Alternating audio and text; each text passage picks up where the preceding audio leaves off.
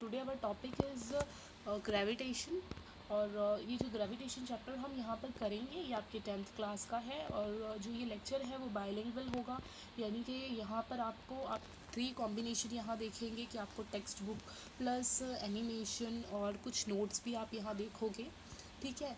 और सिमिलरली उर्दू में भी दिखाया जाएगा कुछ पीडीएफ एंड ऑल। तो ये चैप्टर यहाँ पर है, चैप्टर का नेम है आपका ग्रेविटेशन। तो ग्रेविटेशन पढ़ने से पहले मैं आपको एक स्टोरी बताना चाहती हूँ, यानी दिखाना चाहती हूँ, तो आपको समझ में आएगा। हाँ, तो ये स्टोरी आपको देखकर ऑब्ज़र्व करना है। ओके, ये स्टोरी देखिए और ऑब्ज़र्व कीजिए तो आपको एक साइंटिस्ट याद आएंगे, ठीक है।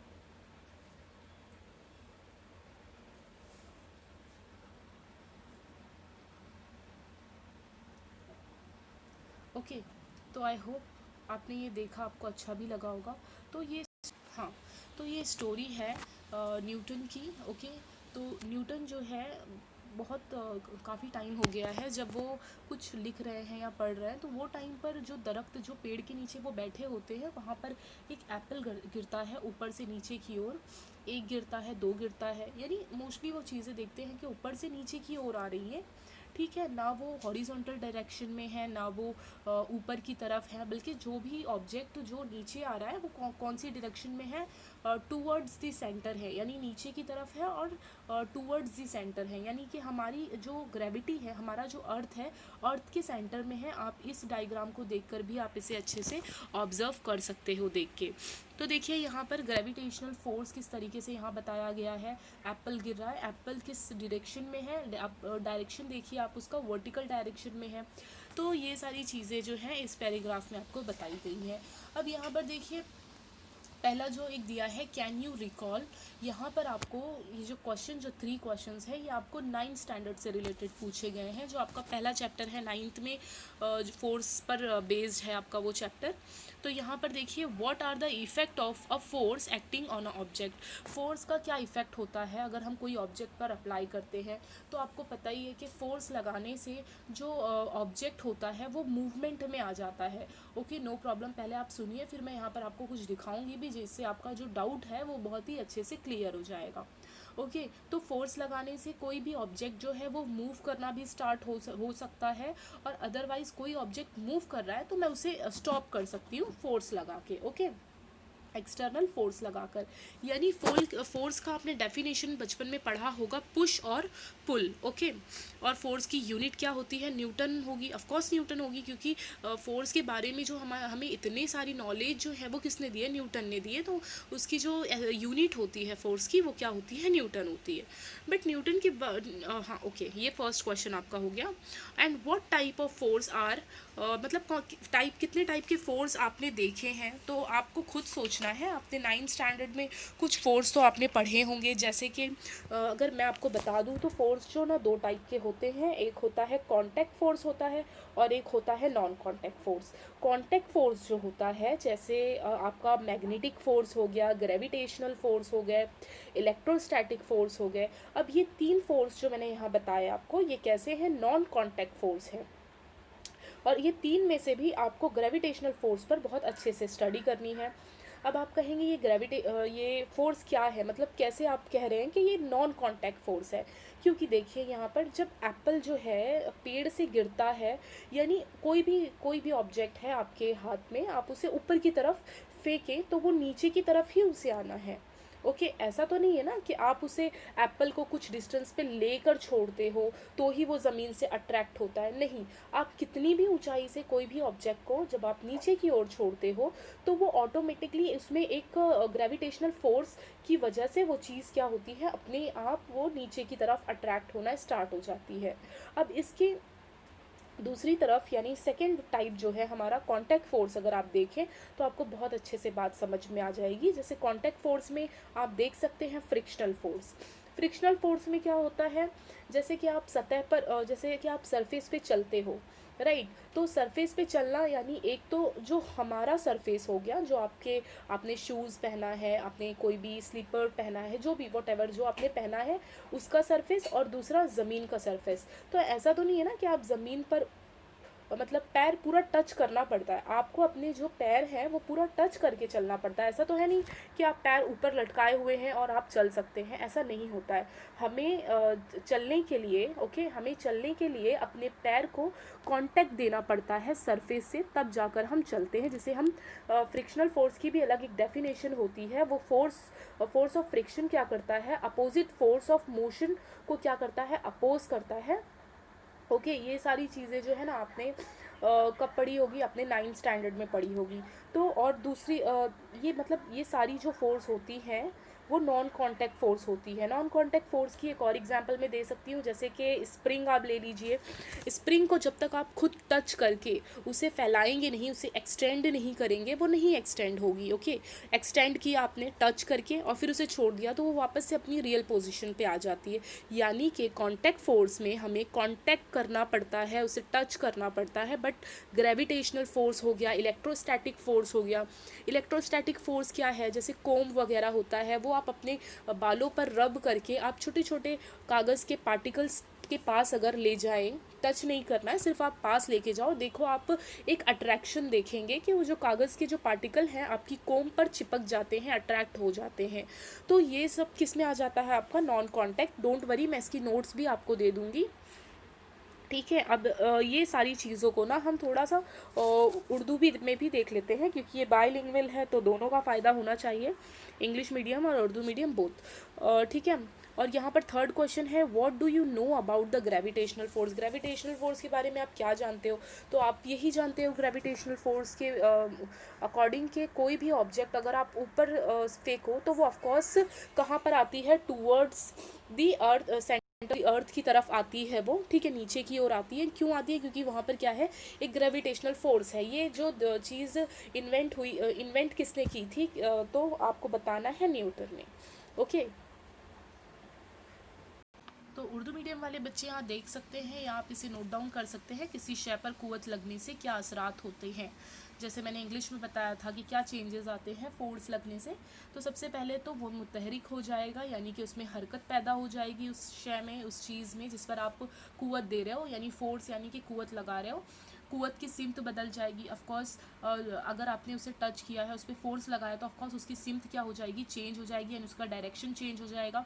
रफ्तार बदल जाएगी, इंग्लिश में हम कहेंगे वेलोसिटी उसकी चेंज हो जाएगी। शक्ल भी सम टाइम जो है, शक्ल भी उसकी बदल सकती है। जैसे कि आप सर्कल है, सर्कल को आप थोड़ा प्रेस करें तो वो जो उसका न्यू जो शक्ल एक फॉर्म होगा, यानी उसकी जो न्यू इमेज बनकर आएगी, that is called elliptical. Okay, next question जो है उर्दू मीडियम वालों के लिए, आपको कुव्वत की कौन कौन सी किस्में मालूम है। तो जितनी किस्में आपको कुव्वत की मालूम है यहाँ पर मैंने शो किए हैं, आप इसे नोट डाउन कर लीजिए। ओके, अब यहाँ देखिए, जैसे कि मैंने आपको स्टोरी बताई थी, तो अब यहाँ पर आप देख सकते हैं यहाँ पर आइजैक न्यूटन है, जहाँ पर एप्पल गिरे हुए हैं।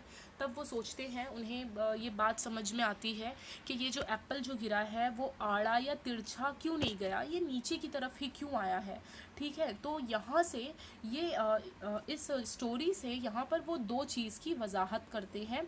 एक तो है कशिश शक्ल का कायनाती कानून, जिसे इंग्लिश में कहा जाता है यूनिवर्सल ग्रेविटेशनल लॉ, और दूसरा है शकली कुव्वत कशिश, जिसे आप ग्रेविटेशनल फोर्स कहते हैं। ये दो चीज़ की इन्वेंशन जो है, जो दरियाफ्त है उर्दू में हम कहेंगे, वो यहाँ से न्यूटन करते हैं। ओके, अब आ जाते हैं हम नेक्स्ट। यहाँ पर देखिए, जो फर्स्ट जो है कशिश शक्ल का कायनाती कानून, तो यहाँ पर, और मैं इंग्लिश में भी बता देती हूँ, यहाँ पर देखिए इंग्लिश में भी मेंशन है, gravitation is the force of attraction acting between any two bodies of the universe. यानी कि न्यूटन को तो पहले यही पता लगा था कि अगर ऊपर से कोई चीज़ नीचे की तरफ गिरती है तो उसमें कौन सी फोर्स है, तो आप उसमें कहोगे कि उसमें ग्रेविटेशन फोर्स है। और दूसरी चीज़ जो है, उन्हें ये भी समझ में आता है कि ये फोर्स जो है सिर्फ ऊपर से नीचे की तरफ आने वाली ऑब्जेक्ट पे ही नहीं लगता, बल्कि यूनिवर्स में जितने भी ऑब्जेक्ट प्रेजेंट है, जितनी भी अशिया प्रेजेंट है, अशिया उर्दू में कहते हैं और मैं ऑब्जेक्ट इंग्लिश में बता रही हूँ, तो हर ऑब्जेक्ट पर ये अट्रैक्शन जो ग्रेविटेशनल अट्रैक्शन फोर्स है ये लगता है।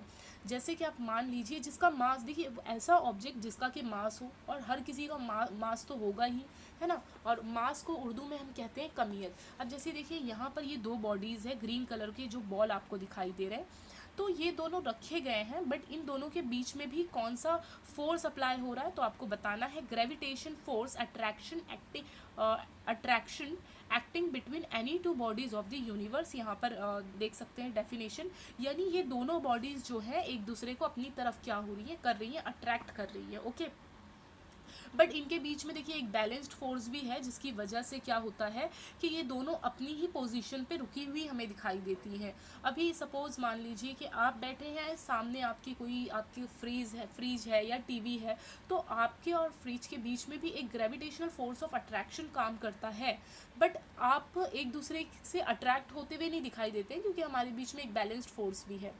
और दूसरी चीज़ आपको ये याद रखनी है कि चीज़ जो है, जो भी ऑब्जेक्ट है, जो भी बॉडी है, वो हमें ऊपर से नीचे आती हुई इसलिए दिखाई देती है क्योंकि देखिए जो ऑब्जेक्ट, जैसे एप्पल हो गया, एप्पल की जो मास होता है, जो वज़न होता है, वो क्या होता है, कम होता है, इसीलिए वो नीचे की तरफ अट्रैक्ट होती है, ओके, इसीलिए वो नीचे की तरफ अट्रैक्ट होती है। और हमारे अर्थ का जो होगा कमियत, इसे उर्दू में हम कमियत कहते हैं और इंग्लिश में आप मास कहोगे, तो हमारे अर्थ का जो मास है वो बहुत ही ज़्यादा है, उसका ग्रेविटेशनल पावर बहुत ही ज़्यादा है, तो इस वजह से हमें सारी जो ऑब्जेक्ट्स हैं वो नीचे की ओर आते हुए दिखाई देती हैं। मगर यहाँ पर न्यूटन के दिमाग में ये भी क्वेश्चन आया, ऐसा क्यों होता है, अगर चलो ठीक है, सेब तो एक नॉर्मल डिस्टेंस पे प्रेजेंट है, मगर इसके अलावा जो दूर दूर ऑब्जेक्ट हमारे प्रेजेंट है, और जो दूर दूर बॉडीज़ है, जस्ट लाइक जो हमारे प्लैनेट्स हो गए, चांद हो गया, आपका सन हो गया, तो सन और हमारे अर्थ के बीच में भी ग्रेविटेशनल फोर्स है, तो उनके माइंड में ये सवाल आया कि वो क्यों नहीं एक दूसरे को अट्रैक्ट कर रही हैं, ठीक है। तो ये सारे क्वेश्चंस भी न्यूटन के सामने मतलब आते हैं, ओके। अब नेक्स्ट हम यहाँ पर बात करते हैं, तो नेक्स्ट जो है हमारा, देखिए ये क्वेश्चन यहाँ पर आप देख सकते हैं, force and motion. We have seen that force is necessary to change the speed as well as the direction of motion of an object. अब देखिए यहाँ पर एक बात समझें, डायरेक्शन, देखिए फोर्स जो होता है, फोर्स आपको ये पता होना चाहिए, हमने फोर्स के बारे में इतनी सारी चीज़ें पढ़ ली हैं, अभी मैंने बताया आपको फोर्स के बारे में, बट आपको फोर्स की यूनिट पता है कि न्यूटन होता है, और ये भी आपको पता होना चाहिए कि फोर्स जो होता है, जिसे हम फोर्स कहते हैं, force is a vector quantity. Force क्या है, फोर्स जो है आपकी वेक्टर क्वांटिटी में आती है। अब आप कहेंगे ये वेक्टर क्वांटिटी क्या है, वेक्टर क्वांटिटी का मतलब ये होता है जिसके पास मैग्नीट्यूड भी होता है और डायरेक्शन भी होता है, ठीक है। इसे हम एक एग्जाम्पल से समझते हैं। तो देखिए ये एग्जाम्पल यहाँ पर मैं एक ले रही हूँ, सपोज़ हमारे पास एक ऑब्जेक्ट है, एक बॉक्स आप इसे मान लीजिए, और यहाँ पर एक पर्सन खड़ा हुआ है। अब इस पर्सन को मैं ये ऑर्डर दे रही हूँ कि आप इस बॉक्स को जो है शिफ्ट कीजिए, मैंने उसे कहा कि आप इसे शिफ्ट कीजिए। तो ये बच्चा, ये स्टूडेंट जो है मुझसे ये पूछेगा कि मुझे इस बॉक्स को लेफ़्ट में शिफ्ट करना है, आगे की तरफ फॉरवर्ड शिफ्ट करना है, या बैकवर्ड शिफ्ट करना है, या राइट या लेफ़्ट की तरफ। यानी वो मुझसे ये क्वेश्चन पूछेगा कि मैं इस बॉक्स को किस डायरेक्शन में इसे शिफ्ट करूं, ऊपर की तरफ, नीचे की तरफ, ओके। इसका मतलब ये हो गया कि फोर्स के लिए किस चीज़ की रिक्वायरमेंट होती है, डायरेक्शन बहुत ज़रूरी होता है। अगर मैं किसी को बोलती हूँ कि आप इस पर फोर्स लगाओ, तो मुझे डायरेक्शन भी बताना होगा उसे, और डायरेक्शन के साथ साथ और एक चीज़ आप यहाँ पर क्या बताओगे, सॉरी, ठीक है, डायरेक्शन के साथ दूसरी चीज़ आप यहाँ पर क्या बताओगे कि उस पर आप हमें कितना न्यूटन ऑफ फोर्स लगाना है, ठीक है। यानी मैंने यहाँ पर इस बॉक्स पर मैंने किसी को बोल दिया कि आप इस पर टू न्यूटन का फोर्स लगाएं, तो 2 न्यूटन का फोर्स तो बच्चा लगाएगा यहाँ पर, मगर वो मुझसे ये पूछेगा कि मैं किस साइड लगाऊं, कौन सी दिशा में लगाऊं, ओके। तो इसलिए मैंने ये कहा कि फोर्स जो होता है that is called a vector quantity. Force क्या है, वेक्टर क्वांटिटी। तो मैं आपको ये वेक्टर क्वांटिटी पे भी एक वीडियो बहुत जल्द लाऊंगी, तो जिसे आप देख लेना, आपको बहुत अच्छे से समझ में आएगा। वेक्टर क्वांटिटी का मतलब होता है जिसकी मैग्नीट्यूड भी होती है और डायरेक्शन भी होता है, तो डायरेक्शन तो मैंने एग्जाम्पल में दिया। मैग्नीट्यूड क्या है? मैग्नीट्यूड है बेटा, जो मैंने कहा ना कि आप इस पर 2 न्यूटन का फोर्स लगाएं, that is called magnitude. Okay, मैंने एक क्वांटिटी दे दी उसे कि आपको इतना फोर्स लगाना है। ठीक है, डोंट वरी, यहाँ पर आपको मैंने ऐसे कलरिंग में लिख के बताया है, मैं इसकी आपको नोट्स भी बताऊंगी, बट थोड़ा पहले आप ये लेसन समझ लें। तो अब देखिए यहाँ पर ये जो टेबल आपको ग्रीन कलर का दिखाई दे रहा है, न्यूटन के बारे में है, आपको पढ़ना है। ठीक है, कि उन्होंने कौन कौन से मतलब कौन किस किस चीज़ों की इन्वेंशन की, पता ही होना चाहिए। और ये जो इन्वेंशन है उनकी कौन सी बुक में मेंशन है, आपको ये भी पता होना चाहिए। ओके, तो देख लेते हैं। फिर भी जो इम्पोर्टेंट पॉइंट्स है मैं यहाँ पर हाईलाइट कर देती हूँ, जैसे कि उनकी बुक का नाम क्या है, प्रिंसिपिया। ठीक है, और ये बुक जो है यहाँ पर उन्होंने कुछ यहाँ पर न्यूटन, यहाँ पर आप इस लाइन को पढ़ सकते हैं कि कैप्लर्स के जो अभी हम प्लानिटरी मोशंस हैं वो पढ़ेंगे। इसके अलावा न्यूटन जो थे उन्होंने हमें अलग अलग मोशन की इक्वेशन भी दी थी, और 3 उन्होंने लॉज बताए थे। ओके, मैं न्यूटन की यहाँ पर बात कर रही हूँ। तो न्यूटन के जो 3 लॉज हैं वो आपको पता ही होंगे, क्योंकि आपने 9th स्टैंडर्ड में पढ़ा है। अगर नहीं याद है तो हम उसे रिकॉल कर लेते हैं। जैसे कि आप देख सकते हो न्यूटन फर्स्ट लॉ, कि अगर न्यूटन फर्स्ट लॉ को हम इनर्शिया भी कहते हैं, ये याद रखना है आपको। और फर्स्ट लॉ सेज दैट कि अगर कोई ऑब्जेक्ट वो अगर एट रेस्ट पे है, यानी अगर कोई भी मेरे पास अशिया है या ऑब्जेक्ट है, अगर वो रेस्ट पोजीशन पे है तो वो रेस्ट पे ही रहेगी जब तक कि मैं उस पर एक्सटर्नल फोर्स अप्लाई नहीं करती हूँ। ओके, जब मैं उस पर कोई फोर्स अप्लाई करूँगी तब वो मूव होना स्टार्ट होगा। या फिर हम कह सकते हैं एक ऑब्जेक्ट वो तब तक मूवमेंट में चलता जाएगा जब तक कि कोई एक्सटर्नल बाहर का फोर्स आकर उस पर अप्लाई ना किया जाए, तब तक वो ऑब्जेक्ट नहीं रुकती है। तो ये हमारा क्या था, न्यूटन फर्स्ट लॉ था। ओके, न्यूटन सेकेंड लॉ क्या था, ये जो डायग्राम, ये जो मैंने इमेज दी है, ये सेकेंड लॉ का नहीं है। सेकेंड लॉ एक्चुअली में क्या होता है, जिसे आप फादर इक्वल टू माँ कहते हैं, यानी F equal to mass into acceleration. Okay, and third law क्या है न्यूटन का? थर्ड लॉ आपको पता ही है, equal and opposite, every action equal and opposite reaction करती है। जैसे कि आप ये रॉकेट को देख सकते हैं, एक फोर्स ऊपर की तरफ काम करती है और दूसरी और देखो नीचे की तरफ डाउनवर्ड डायरेक्शन में एक एरो गया है, यानी एक फोर्स ऊपर की तरफ काम कर रही है तो साइमल्टेनियसली उस नीचे की ओर भी एक फोर्स काम करती है, that is called Newton third law. Okay, तो ये तीनों लॉज जो है आपको याद रख। ओके, अब हम बात करते हैं सर्कुलर मोशन और सेंट्रीपिटल फोर्स। सर्कुलर मोशन को उर्दू में आप दायरवी हरकत कह देंगे। ओके, और यहाँ पर क्या है, सर्कुलर मोशन यानी कि सर्कुलर फॉर्म में गोल गोल घूमना। जैसे कि आप फ़ैन को आप डिनोट कर सकते हैं, हमारा फ़ैन भी कौन सा मोशन करता है, सर्कुलर मोशन करता है।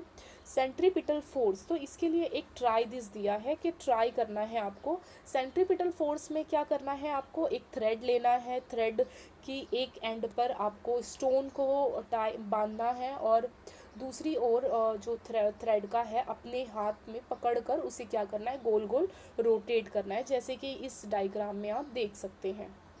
तो आपका सर्कल जो है रोटेट होना स्टार्ट होगा, क्या हो जाएगा, वो रोटेट होगा। और वो रोटेशन भी कैसा होगा, सर्क्यूलर, यानी सर्कल के फॉर्म में होगा, जैसे कि आप यहाँ देख सकते हैं। ओके, अब देखिए इस तरीके से जो सर्कल आपका यहाँ पर मूव हो रहा है, तो यहाँ पर आपको दिखाई दे रहा है ये जो एरो है, ये जो एरो आप देख सकते हैं, यहाँ से भी एक एरो होगा। ये एरो जो होगा टेंजेंशियल फॉर्म में होगा, कैसा होगा, टेंजेंशियल फॉर्म में होगा। टेंजेंट वो होता है जो सर्कल और सर्कल से टच होके जो लाइन गुजरती है, दैट इज कॉल्ड टेंजेंट। ये आपने मैथ्स में पढ़ा होगा। अब देखिए सेंट्रीपिटल फोर्स होता क्या है, सेंट्रीपिटल फोर्स में ना जो फोर्स एक्ट करता है वो टूवर्ड्स दी सेंटर, सेंटर की ओर वो क्या करता है, एक्ट करता है, यानी उसका जो पूरा फोर्स जो लगता है ना वो कहाँ लगेगा, सेंटर की टूवर्ड्स दी सेंटर लगेगा। ओके, तो इसे हम कहते हैं सेंट्रीपिटल फोर्स। ओके, तो यहाँ पर डेफिनेशन भी दी गई है, मैं इसे हाईलाइट कर देती हूँ। आपको ये डेफिनेशन एक बार लिख लेनी है तो ज़्यादा बेटर होगा, और पढ़ना भी है इसे। ठीक है, लिखने से ज़्यादा पढ़ना है आपको। A force act on any object moving along a circle and direct toward the centre of the circle. ठीक है, ये बहुत इंपॉर्टेंट है, toward the centre of the circle, this is called a centripetal force. Okay, अब इसी को हम उर्दू में देख लेते हैं। पहले से आप डायग्राम से समझ लें कि इस तरीके से इसे रोटेट किया जा रहा है, सर्कल के फॉर्म में है ये।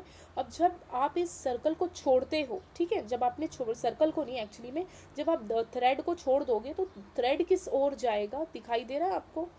यहाँ पर आप देख सकते हैं थ्रेड कुछ इस तरीके से आगे की तरफ वो बढ़ेगा। सर्कल के फॉर्म में आपने उसे घुमाया और फिर अचानक से जब आप उसे छोड़ते हो तो किस तरीके से वो जा रहा है, देख रहे हैं आप, स्ट्रेट लाइन और सर्कल को टच करते हुए, यानी टेंजेंशियल फॉर्म में, ममास आप उर्दू में उसे कहोगे, टेंजेंशियल फॉर्म में वो आगे की तरफ बढ़ेगा। अब हम इसी को उर्दू में समझ लेते। देखिए उर्दू मीडियम में यहाँ दिया गया है, दायरवी मदार में घूमने वाले जिस्म पर मदार के मरकज़ की सिमत में कुव्वत लगता है। मैंने अभी बताया था कि टूवर्ड्स द सेंटर, तो टूवर्ड्स द सेंटर को ही उर्दू में कहा जाता है मरकज़ की सिमत में कुव्वत लग रहा है, यानी जो फोर्स लग रहा है वो कहाँ पर लग रहा है, सेंटर की तरफ लगता है, ओके, मरकज़ की तरफ लगता है। और इसी को हम क्या कहते हैं, मरकज़ जो की कुव्वत कहते हैं। सेंट्रीपिटल फोर्स को उर्दू में क्या कहा जाता है, मरकज़ जो की कुव्वत हम इसे कहते हैं। तो आप इसे चाहें तो इस डेफिनेशन को आप कॉपी कर सकते हो, ओके। जो नेक्स्ट टॉपिक है हमारा वो है केपलर्स लॉ। तो केपलर्स लॉ के जो 3 लॉज हैं वो हम देखेंगे। अब ये लॉ में था क्या, स्टोरी समझ लेते हैं। यहाँ पर ये बताया गया कि पहले तो हमारा मानना ये था कि जो सन है, सन के जो सराउंडिंग में जितने भी प्लैनेट हैं वो सर्क्यूलर में क्या करते हैं, रोटेट करते हैं। बट एक्चुअली में ये गलत था, वो सर्कल की तरह रोटेट नहीं करते हैं, एक्चुअली में वो इलिप्टिकल ऑर्बिट की तरह वो क्या करते हैं, सन के अराउंड में रोटेट करते हैं, ओके। तो ये चीज़ किसने बताई, केपलर्स लॉ में हम पढ़ेंगे। केपलर्स के 3 लॉ हैं, तीनों लॉ को मैं अलग अलग आपको समझा देती हूँ। फर्स्ट लॉ क्या है, देख सकते हैं आप इस डायग्राम में। सबसे पहले ये जो शेप आप दिख रहा है, this is not a circle, this is a elliptical. आप इसे इलिप्स कह सकते हैं। जब आप आगे की स्टैंडर्ड में जाएंगे तो इलिप्स भी बच्चों को पढ़ाया जाता है 11th एंड 12th स्टैंडर्ड में। अब इलिप्स में जो है, अगर मैं कुछ इलिप्स की आपको स्पेशलिटी अगर मैं बताऊं तो इस तरीके से कुछ आपका इलिप्स होता है। इलिप्स के जो होते हैं 2 फोकस पॉइंट होते हैं। क्या होते हैं, 2 फोकस पॉइंट होते हैं। और ये 2 फोकस पॉइंट में से सन जो है एक फोकस पॉइंट पे प्रेजेंट रह सकता है, अदरवाइज वो यहाँ रहेगा, या तो ये जो आपका सन है वो यहाँ होगा। तो आप इस देख सकते हैं इस डायग्राम में आपका सन इस वाले फोकस पॉइंट पे प्रेजेंट है, ओके। और हमारा जो ये हमारा सन है और यहाँ पर हमारी जो अर्थ है वो क्या कर रही है, उसके गोल गोल चक्कर लगा रही है, यानी कि रोटेट हो रही है। तो first law is says that, अब देखिए आप फर्स्ट लॉ पढ़ते हैं, the orbit of planet it's an ellipse with the sun at one of the foci, यानी सन जो है अपने एक फोकाई पे है। अब देखिए मैंने फोकस कहा था, यहाँ पर फोकाई जो है ये प्लूरल फॉर्म है, फोकस सिंगुलर फॉर्म होता है, ओके। क्योंकि यहाँ पर कितने फोकस पॉइंट होते हैं, 2 होते हैं, इसीलिए हम फोकस ना कहते हुए हम फोकाई कहेंगे उसे, ओके। तो फर्स्ट लॉ सिर्फ यही कहता है, सिंपल है फर्स्ट लॉ, कि जो हमारा अर्थ जो होता है वो किस डायरेक्शन यानी किस फॉर्म में मूव करता है, इलिप्स फॉर्म में सन के अतराफ क्या करता है, वो रोटेट होता है। ये फर्स्ट था। सेकेंड लॉ आप देख सकते हैं, केपलर सेकेंड लॉ। तो केपलर सेकेंड लॉ भी यही डायग्राम आपको रिफ़र करना है। केपलर सेकेंड लॉ में आप देख रहे हैं कुछ ब्लू कलर का शेडेड पार्ट, आप देखिए उस पर आप थोड़ा सा फोकस कीजिए। देखिए अब पहले तो आप यहाँ, पहले हम डेफिनेशन नहीं पढ़ेंगे, केपलर्स लॉ क्या है वो नहीं जानते हैं, पहले हम यहाँ पर आते हैं। अब मान लीजिए कि ये आपका क्या है, अर्थ है, ये आपका प्लैनेट है। क्योंकि देखिए सन के जो अराउंड में होता है कि सिर्फ हमारी धरती यानी सिर्फ हमारा अर्थ ही रोटेट होता है, मतलब उनके अतराफ चक्कर लगाता है, सारे प्लैनेट्स घूमते हैं, इतना तो आपको पता होगा। तो ये कोई भी प्लैनेट्स हो सकता है, हम अर्थ को कंसीडर कर लेंगे। अब अर्थ पहले तो यहाँ था, जब यहाँ था तो उसका टाइम t0 होगा, टाइम जाने दीजिए। अब ये कुछ टाइम बाद आपको हमारा अर्थ यहाँ दिखाई देता है। तो हमारे अर्थ ने कितना एरिया कवर किया, तो आप कहेंगे ये ट्रायंगुलर फॉर्म में हमारे अर्थ ने टाइम मतलब इतना एरिया कवर किया कुछ टाइम में। अब वो टाइम कुछ भी हो सकता है, 2 घंटा हो सकता है, 3 घंटा हो सकता है, 4 दिन हो सकता है, 5 दिन हो सकता है, उससे हमें कोई मतलब नहीं है, इतना एरिया उसने कवर किया। आफ्टर सम टाइम, सपोज मान लीजिए कि हमारा अर्थ यहाँ था, ई पॉइंट पर था, और फिर कुछ देर बाद हमारा अर्थ यहाँ आ गया। ओके, उसने इतना डिस्टेंस कवर किया, यानी आप कहेंगे अगर आप ये लाइन ज्वाइन करेंगे आप अपने सन से अर्थ के बीच में, तो आपने हमारे अर्थ ने इतना एरिया, इतना पोर्शन जो है उसने कवर किया। अब ये मैं क्यों बता रही हूँ, तो अब हम चलते हैं अपने सेकेंड लॉ पर। Second law says that the line joining the planet and the sun sweep equal area in equal interval of time. मेरे बताने का मकसद ये था कि यहाँ पर जो सन अर्थ ने जो एरिया कवर किया, इसे मैं A1 सपोज कर लेती हूँ और इसे मैं A2 सपोज कर लेती हूँ। तो आपको ये बता रहा है सेकेंड लॉ कि A1 इक्वल टू A2, यानी A1 अगर मान लो कि 100 स्क्वायर सेंटीमीटर है तो A2 भी कितना होगा, 100 स्क्वायर सेंटीमीटर होगा। यानी दोनों का एरिया क्या होगा, सेम होगा with equal interval of time. यानी अगर जितना टाइम ए ने लिया है इतना पार्ट कवर करने को, A2 ने भी सेम टाइम लिया होगा इतना पार्ट कवर करने को। आई होप समझ में आया होगा आपको। बिल्कुल सिंपल सी बात है कि A1 ने जितना टाइम लिया है अपना एरिया कवर करने के लिए, एज वेल एज हमारा जो दूसरा पॉइंट है जिसे आप EF यहाँ पर देख रहे हैं, वो एरिया भी आपका उतना ही है और same equal interval of time में है। दोनों का एरिया भी सेम होगा और इक्वल इंटरवल ऑफ टाइम यानी सेम टाइम में दोनों ने उतना एरिया कवर किया होगा। यहाँ आपको देखने में ऐसा लग रहा होगा कि फर्स्ट वाला एरिया ज़्यादा है, ये एरिया कम है, बट ऐसा नहीं है। ठीक है, आप देख सकते हैं वो थोड़ा सा ब्रॉड है और ये थोड़ा सा नैरो टाइप आपको दिख रहा होगा। तो ये हमारा क्या था, सेकेंड लॉ था।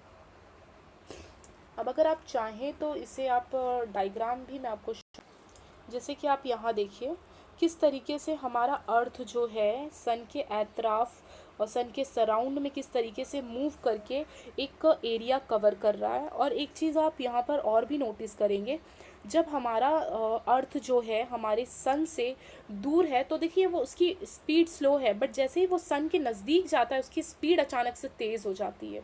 ठीक है, बट ये चीज़ अभी आपको 10th स्टैंडर्ड में नहीं दी गई है। आप सिर्फ ये देखिए कि हमारा अर्थ जो है किस तरीके से एरिया कवर कर रहा है।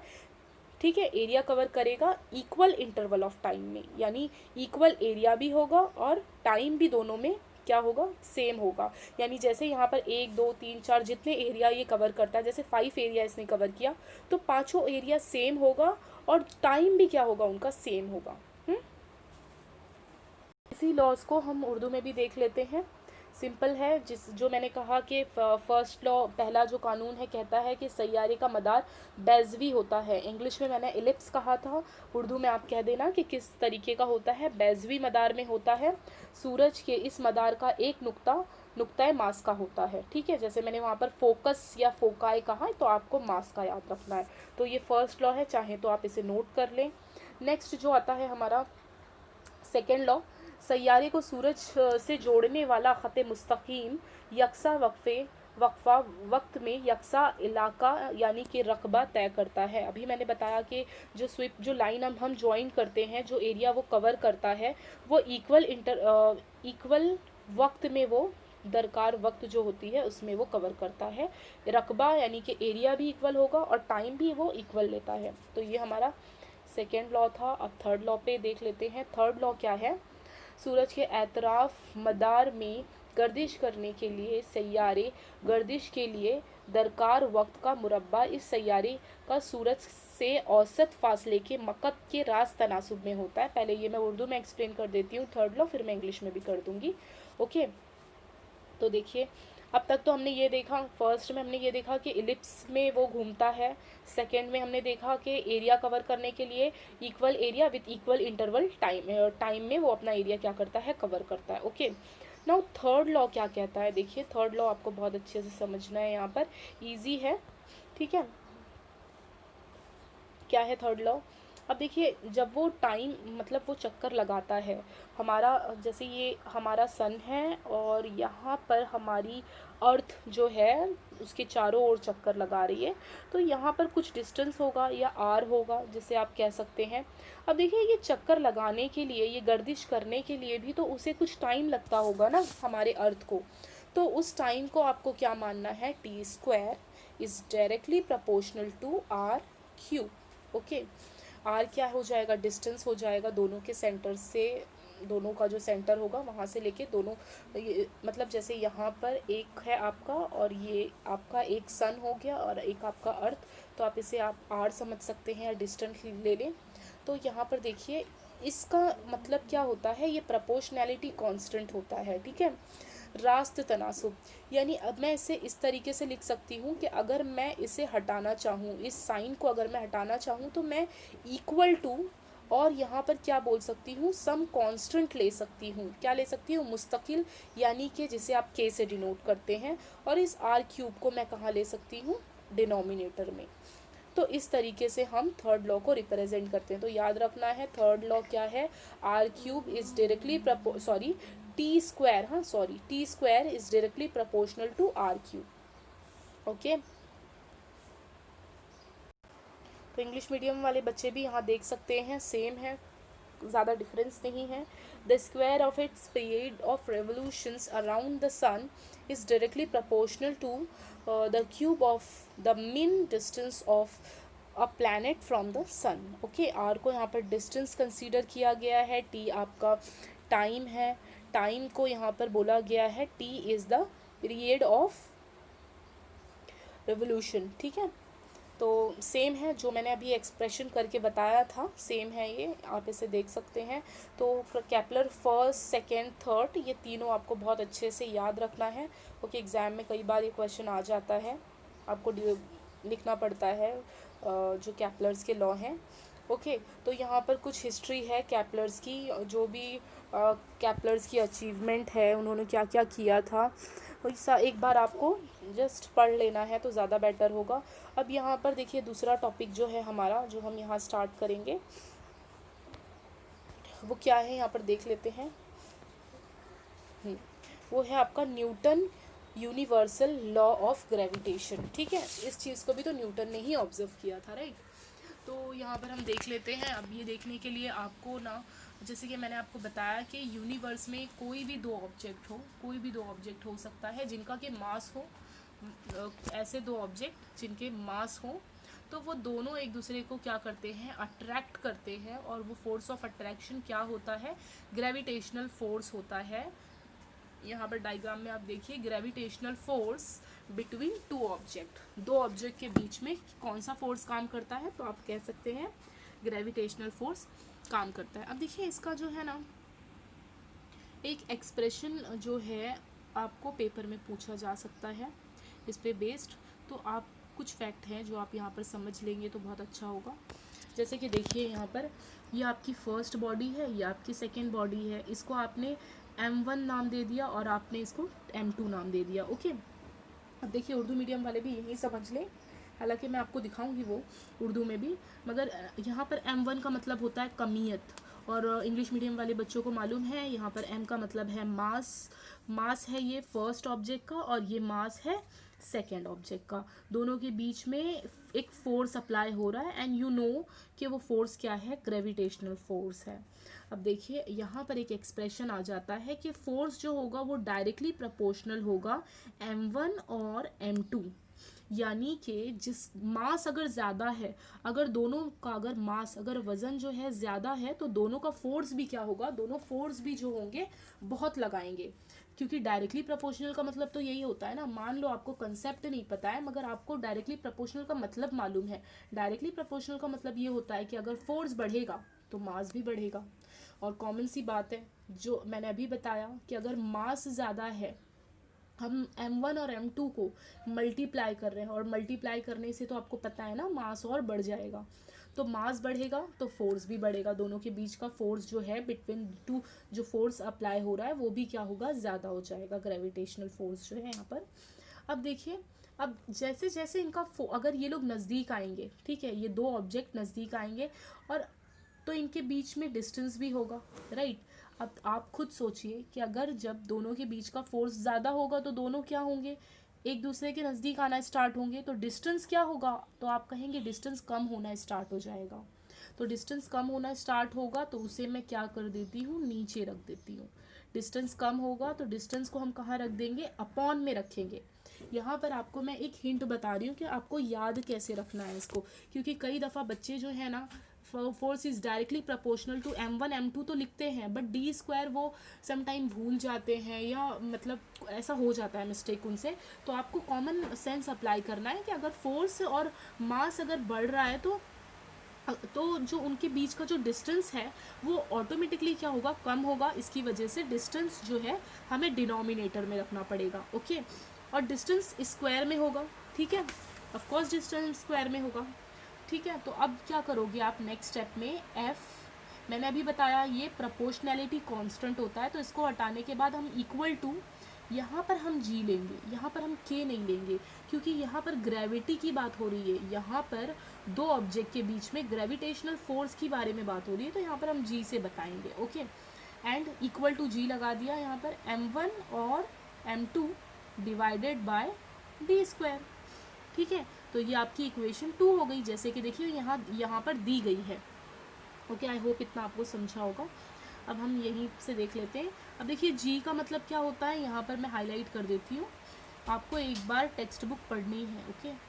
जी is the constant of proportionality and also called a universal constant, very very important. अगर आप एक्सप्रेशन लिखते हो, जैसे कि आपको एग्जाम में आ गया, कैसे आप एक्सप्लेन कीजिए, ठीक है। तो आप एक्सप्लेन करने के साथ साथ आपको सारे जो आप यहाँ पर लेटर यूज़ कर रहे हैं, जैसे m हो गया, f हो गया, d हो गया, बताना है कि m1 क्या है, mass of the first object, m2 क्या है, mass of the second object, d क्या है, डिस्टेंस बिटवीन टू ऑब्जेक्ट, और g क्या है, g is the proportionality constant, या फिर आप डायरेक्ट लिख दें g is a universal gravitational constant भी आप लिख सकते हो, बहुत अच्छी बात होगी, ओके। तो इस तरीके से आप एक्सप्रेशन दे सकते हो।